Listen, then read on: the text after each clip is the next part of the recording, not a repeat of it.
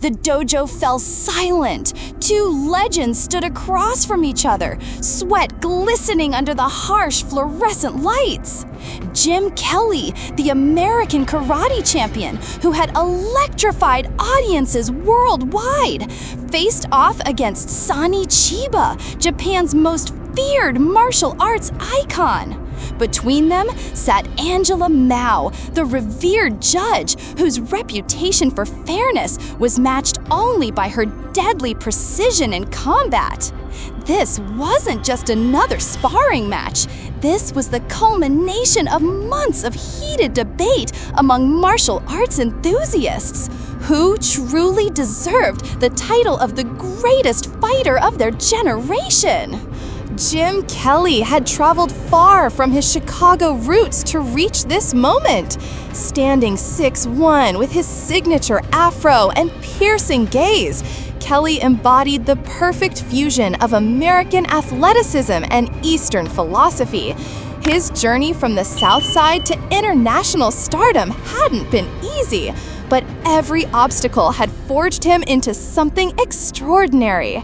Speed and precision, Kelly whispered to himself, rolling his shoulders. His greatest strength had always been his lightning-fast techniques, kicks that could snap a board in half before opponents even registered movement. Years of rigorous training had sculpted his body into a weapon of devastating efficiency. His signature spinning heel kick had ended countless matches before they truly began. But Kelly knew his weakness too. His aggressive style sometimes left him overextended, vulnerable to counterattacks from patient fighters who could weather his initial storm. Across the mat stood Shinichi Sonny Chiba, a man whose very presence seemed to lower the temperature in the room. Where Kelly brought flash and style, Chiba brought something far more primal, raw, unbridled ferocity that had made him Japan's most feared action star. Chiba's strength wasn't just physical, it was psychological warfare incarnate. His fighting style combined the precision of traditional Japanese martial arts with a street fighting brutality that left opponents not just defeated, but genuinely intimidated. He could break bones with surgical precision or unleash berserker fury that overwhelmed through sheer intensity. His stamina was legendary. The man could fight for hours without showing fatigue. Yet Chiba's greatest strength was also his potential downfall. His aggressive style sometimes left him open to counterattacks from more technical fighters. His need to dominate could lead him into traps set by patient, tactical opponents who knew how to use his aggression against him. The build-up to this confrontation had been months in the making. Kelly, fresh from his Hollywood success, had arrived in Japan with perhaps too much confidence. He'd made comments to the press about showing Japanese audiences real American fighting spirit. These words had reached Chiba's ears, and the Japanese star had quietly issued his own statement. Actions would speak louder than words. The martial arts community held its breath. This wasn't just Kelly versus Chiba. This was karate versus brutal efficiency, Hollywood precision versus street-tested ferocity, East versus West in its purest form. The fight began with both men circling each other like apex predators. Kelly opened with his trademark footwork, dancing around the perimeter, testing Chiba's reactions with quick jabs and feints. The American strategy was clear. Use his reach and speed to pick apart the shorter, stockier Japanese fighter. Chiba absorbed the early punishment with stoic determination. Each of Kelly's kicks that landed seemed to only fuel the Japanese fighter's internal fire. Then, in a moment that would be replayed countless times, Chiba caught one of Kelly's high kicks, twisted, and sent the American tumbling to the mat. What followed was a masterclass in adaptability versus raw power.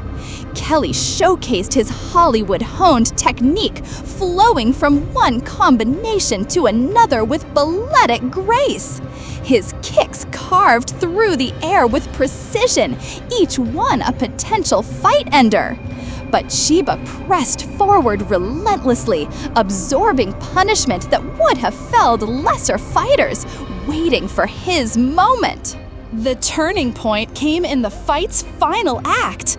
Kelly, perhaps overconfident from landing several clean shots, attempted one of his signature spinning kicks, a move that had devastated opponents in countless films. But Chiba had been studying, waiting, calculating. As Kelly's foot whistled through the air, Chiba ducked low and drove forward with a devastating body shot that doubled the American over. What happened next was pure Chiba, a barrage of strikes delivered with mechanical precision and barely contained fury.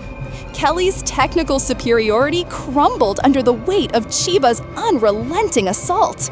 When the dust settled, it was Sonny Chiba standing victorious.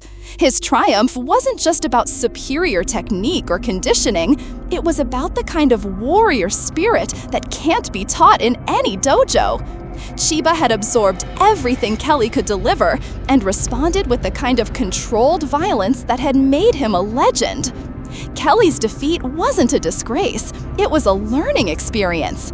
He had faced a different kind of fighter, one who fought not for glory or fame, but with the desperate intensity of someone for whom martial arts wasn't performance art, but survival.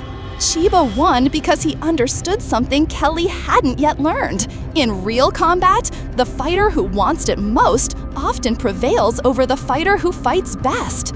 The Japanese legend's victory that day cemented his reputation as one of the most dangerous men ever to step onto a movie set or into a real fight. This legendary encounter reminded the world that beneath the choreography and cinema, martial arts remained what they had always been, a test of will, spirit, and the unbreakable human desire to overcome.